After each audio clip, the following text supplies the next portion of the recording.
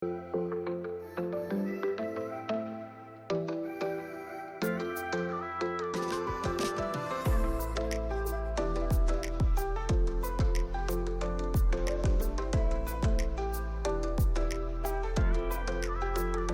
semakin terhubung. Hubungan antar negara tidak hanya tentang perang dan diplomasi, tetapi juga ekonomi, teknologi, bahkan budaya. Tapi bagaimana kita bisa memahami semua ini? Jawabannya ada dalam teori hubungan internasional. Dalam video ini, kita akan membahas bagaimana teori-teori ini membantu menjelaskan dinamika global yang semakin kompleks. Simak sampai akhir. Teori hubungan internasional atau disingkat THI adalah alat analisis yang membantu kita memahami bagaimana negara, organisasi internasional, dan aktor non-negara berinteraksi.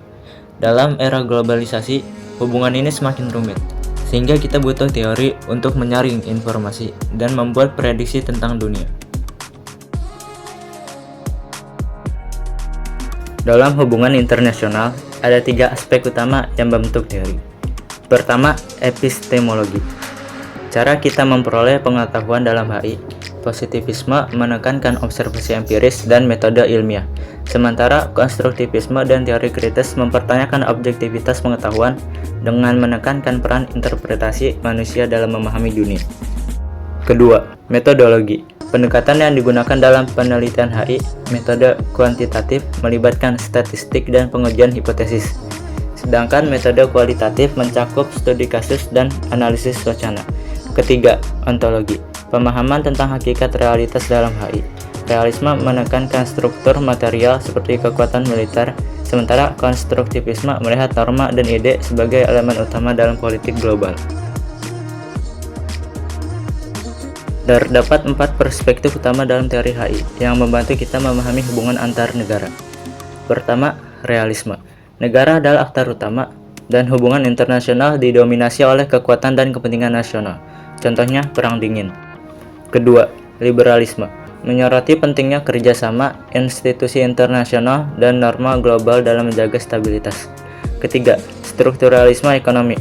Menekankan peran ekonomi dalam hubungan internasional dan mengkritik eksploitasi oleh negara-negara kapitalis. Keempat, The English School menggabungkan elemen realisme dan liberalisme untuk menjelaskan bagaimana norma dan aturan membentuk hubungan antar negara.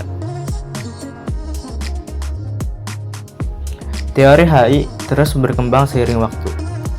Setelah Perang Dunia I, muncul perdebatan antara idealis yang percaya pada perdamaian dan realis yang melihat dunia sebagai sistem anarkis.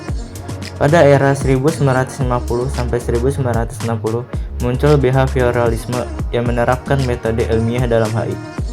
Pada 1980-an hingga sekarang, konstruktivisme semakin berkembang dengan menekankan peran norma dan identitas dalam hubungan internasional. Dalam menganalisis hubungan internasional, kita bisa melihat dari 3 level. Pertama, individu. Peran pemimpin dunia seperti kebijakan luar negeri Amerika Serikat yang sangat dipengaruhi oleh keputusan presiden. Kedua, negara.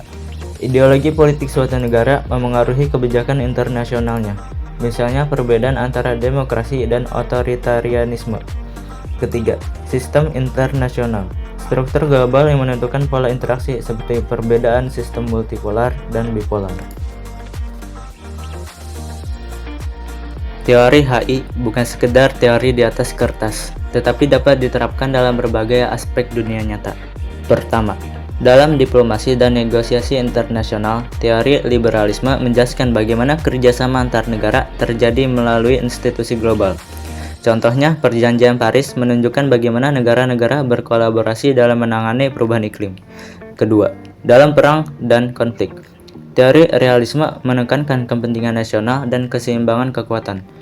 Perang Dingin menjadi contoh bagaimana negara besar bersaing untuk mencegah dominasi lawan, konsep yang masih relevan dalam konflik seperti Laut Cina Selatan. Ketiga, dalam ekonomi politik global. Teori strukturalisme ekonomi menjelaskan ketimpangan ekonomi antara negara maju dan berkembang. Sistem perdagangan global seringkali menguntungkan negara industri, sementara negara berkembang seperti di Afrika dan Amerika Latin tetap bergantung pada ekspor komoditas. Keempat, dalam hak asasi manusia dan keamanan global. Teori konstruktivisme menyoroti peran organisasi internasional seperti PBB dan Amnesty International dalam menegakkan norma global. Contohnya, intervensi kemanusiaan di Bosnia dan Rwanda untuk mencegah pelanggaran hak asasi manusia. Teori hubungan internasional membantu kita memahami dunia dan merancang strategi untuk masa depan. Dengan memahami berbagai teori, kita bisa lebih bijak dan menganalisis isu-isu global yang kompleks. Semoga video ini bermanfaat. Jangan lupa like, komen, dan subscribe untuk konten lainnya tentang hubungan internasional. Sampai jumpa di video berikutnya. Thank you.